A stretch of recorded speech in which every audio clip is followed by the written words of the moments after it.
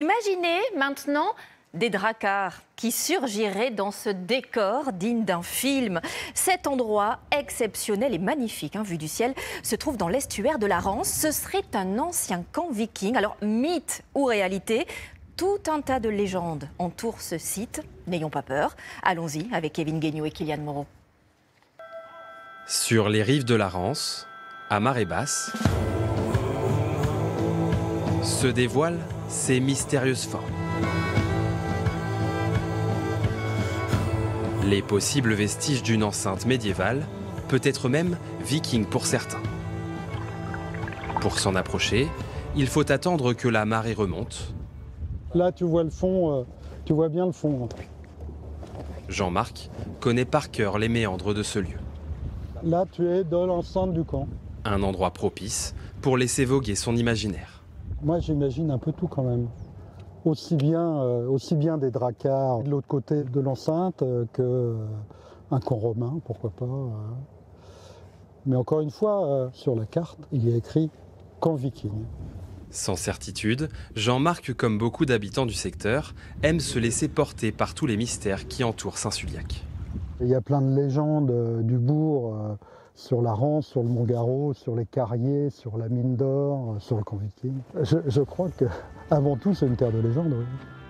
Des légendes en abondance qui gravitent autour de ce Mont-Garreau.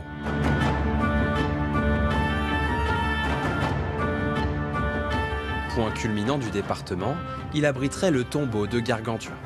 Certains racontent même que le mont cacherait de l'or. Pour le trouver, il suffit de suivre Jean-Pierre et Xavier.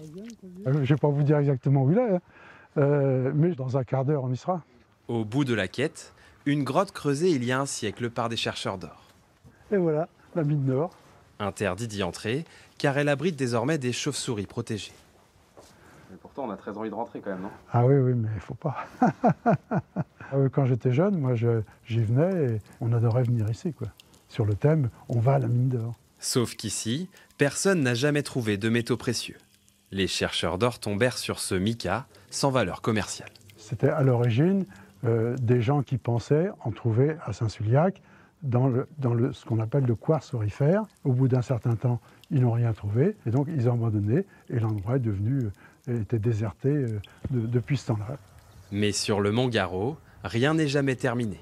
Ces vignes avaient totalement disparu du paysage breton au début du XXe siècle. Il y a 20 ans... Qu'est-ce que tu veux faire avec ça? Rien. Au lieu de l'arracher. Oui, tu le balances. Ces viticulteurs amateurs ont relancé cette culture, recréant une atmosphère bien particulière. Lorsqu'ils se tournent vers le camp viking, c'est comme si le paysage n'avait pas changé depuis un millénaire. À l'époque, il y avait un monastère, et bien sûr, les moines pouvaient cultiver du raisin, ça c'est sûr. On imagine une occupation des lieux avec les dracars devant, voilà, et puis des expéditions de pillage, etc., quoi.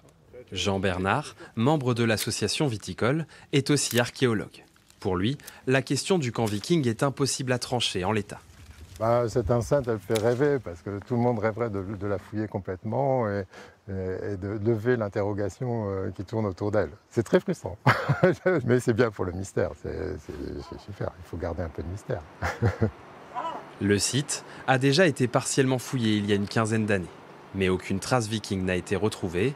Une seule certitude, l'enceinte a été utilisée pour élever des huîtres au XIXe siècle. Pour le reste, Jean-Pierre estime que l'imaginaire a pris le dessus. En 90, un scientifique, M. Langouette, a émis l'idée que ça pourrait être une présomption d'enceinte normande, donc camp viking. L'hypothèse a été reprise par le grand public en disant c'est formidable, on a un camp viking. Mais ça ne me dérange pas du tout qu'on conserve l'appellation camp viking, quoi. Avec des guillemets quand même. Avec ou sans guillemets, le camp viking entouré de ces légendes bretonnes n'a pas fini de faire rêver.